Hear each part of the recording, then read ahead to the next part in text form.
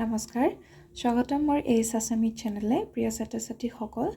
আজি তোমালোকৰ ক্লাছ 5ৰ আমি আৰু আমাৰ পৰিৱেশ কিতাপখনৰ পাঠ 15 আমাৰ দৈনন্দিন জীৱনত প্ৰযুক্তি এই পাঠটিৰ অনুশীলনীৰ যিমানখিনি গুৰুত্বপূৰ্ণ কোৱেশ্চন আছে সম্পূৰ্ণ কোৱেশ্চন আনসাৰ আমি এইটো ভিডিঅ'ত আলোচনা কৰিম তো ভিডিঅ'টো স্কিপ নকৰাকৈ বলা কোৱেশ্চন আনসাৰখিনি আৰম্ভ কৰোঁ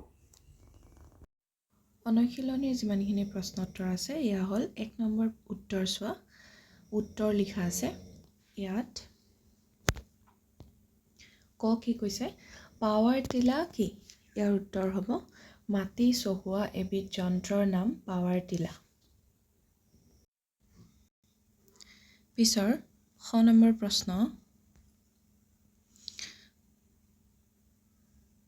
প্ৰশ্ন কৈছে শীতল ভঁৰাল কি ইয়াৰ উত্তৰ হৈছে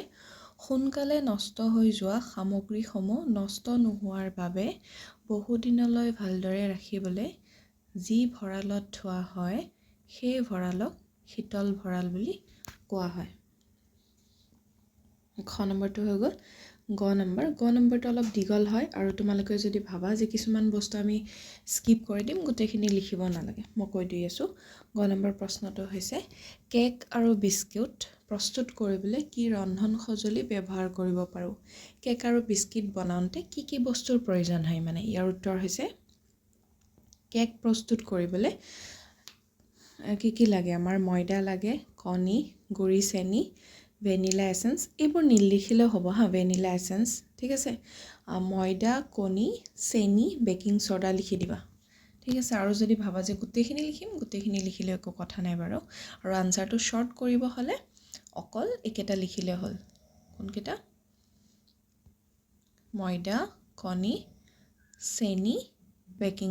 সোডা ঠিক আছে গাখীৰ ৰিফাইন তেল বেকিং পাউডাৰ আদি ব্যৱহাৰ কৰিব পাৰি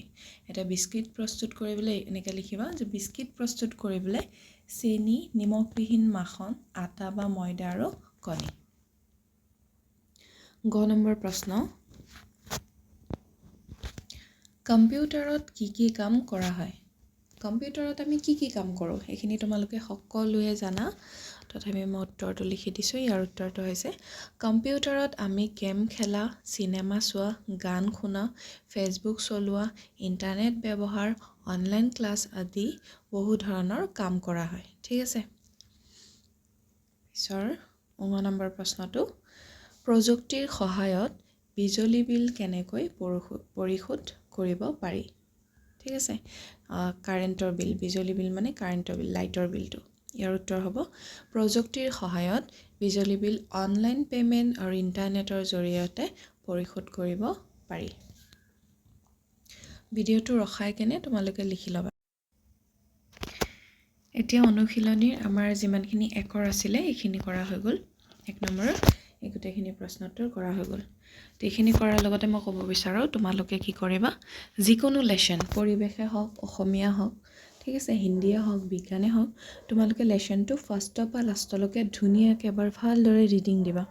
বুজি পোৱা বা নোপোৱা এবাৰ দুবাৰ তিনিবাৰ মূৰত চাবা অটোমেটিকলি তোমালোকে লেসনটো অলপ হ'লেও মূৰত সোমাইছে ঠিক আছে অলপ হ'লেও বুজি পাইছা সেইকাৰণে যিমান পাৰে তোমালোকে লেসনটো ৰিডিং দিবলৈ চেষ্টা কৰিবা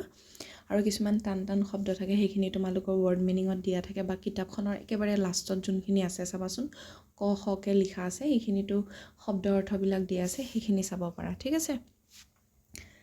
তো তোমালোকে কোৱেশ্চনখিনি লিখাৰ আগতে এবাৰ যিকোনো অনুশীলনী চোৱাৰ আগতে লেসনটো ৰিডিং দিবা ৰিডিং দিয়াৰ পিছত অনুশীলনীত যাবা তো ব'লা এতিয়া আমি 2 নম্বৰ প্ৰশ্নলৈ চাওঁ 2 নম্বৰত কি আছে ক অংশৰ লগত খ অংশ মিলোৱা হয়নে ইয়াত ক অংশ আছে কিবৰ্ড মাউস CPU মনিটৰ আৰু খ অংশত আছে ইয়াৰ হেৰিবিলাক মিলাব লাগে তো তোমালোকে মিলাওঁতে এনেকা নিমিলাবা ঠিক আছে এনেকা মিলালে অসুবিধা হয় তোমালোকে মিলোৱাটো সদায় এনেকৈ সমানকৈ লিখিবা যেনেকৈ কিবৰ্ড আছে কিবৰ্ডটো কোনটো আনসাৰ শুদ্ধ হ'ব কিবৰ্ডে কি কৰে লিখিত আকাৰে নিৰ্দেশ পঠিয়াব পাৰে হয়নে তো এইটোৰ সদায় এনেকৈ সমান চিন দিবা দি কেনে সংখ্যাটো এই বস্তুখিনি ইয়াত লিখিবা কেনেকৈ লিখিব লাগে মই তলত দেখাই দি আছোঁ তো 2 নম্বৰ উত্তৰটো হ'ল উত্তৰটো এয়া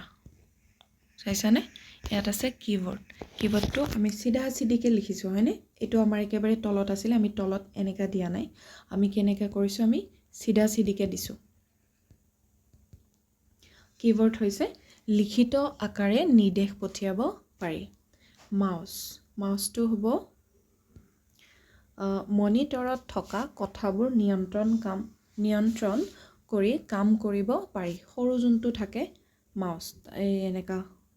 তাঁৰডালৰ মাজত সৰু যোনটো থাকে এইটো মাউচ আৰু CPU হৈছে নিৰ্দেশ দিয়া কামবোৰ কৰে আৰু সংৰক্ষণ কৰি ৰাখে টিভিৰ নিচিনা যোনটো থাকে মনিটৰ তাৰ সাইডত যে বক্সৰ নিচিনা থিয় হৈ থাকে এইটো হৈছে CPU কম্পিউটাৰৰ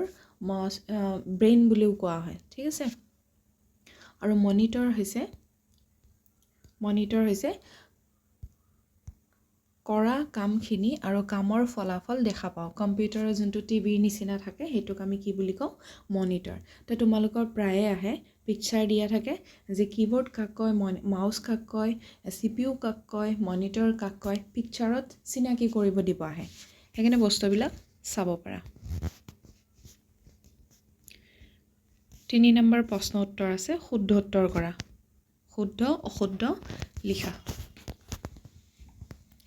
3 নম্বৰ ক প্ৰযুক্তিৰ ব্যৱহাৰৰ ফলত আমাৰ জীৱনৰ মান উন্নত হৈছে ইয়াৰ উত্তৰ হ'ব শুদ্ধ খ নম্বৰ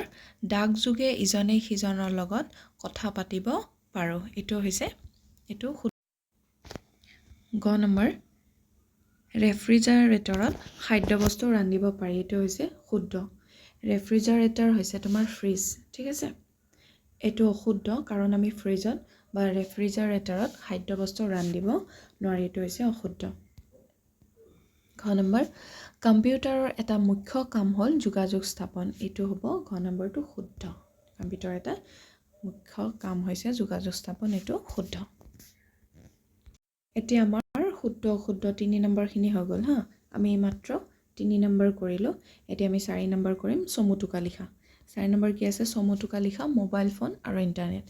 ইয়াৰ উত্তৰবিলাক হৈছে